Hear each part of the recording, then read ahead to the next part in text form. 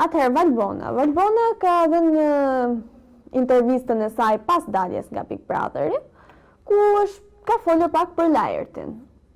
Ka folur pak. Tani ajo ka folur shumë se Laerti ishte loja e saj.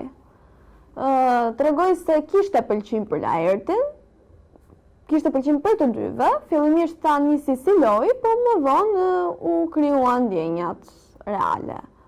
Dhe dha dhe deklaratën se Laerti pas ka kërkuar Valbonës ta puthte në një cep të shtëpisë ku sipas tij nuk e kapnin kamerat.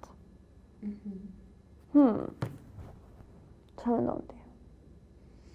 Ku dëgjon, unë vetmja gjë që dua të mendoj në raport me Valbonën është shoqëri që doli.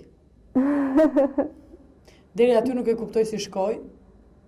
Pas një lloj merite, pas një lloj loje, të paktën Valbona mendova sikur do kishte atë rolin e Ilnisës, por jo. Ishte një vajzë e qetë, e qeshur, jo negative, as pozitive, neutral domethënë.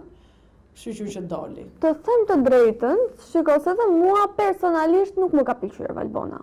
Më është dukur shumë e padurueshme dhe si bezdike, parasysh se ato mushkonjat në verë të veshi. Po kjo ishte mushkonjë kështu me zët lartë.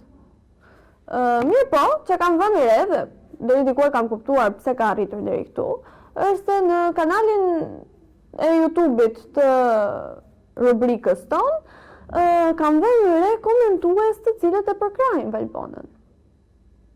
Dhe ka goxha. Nëse ne kemi patur një informacion për Valbonën, gjithmonë ka patur komente pozitive dhe njerëz që kanë dashur, dhe aty jam habitur pak, më fala, nuk po shohim të njëjtën Valbon? Po, çështje guste. Prandaj është Big Brother i kam përshtypjen, se kemi disa karaktera atje brenda dhe secili zgjedh karakterin e tij të preferuar.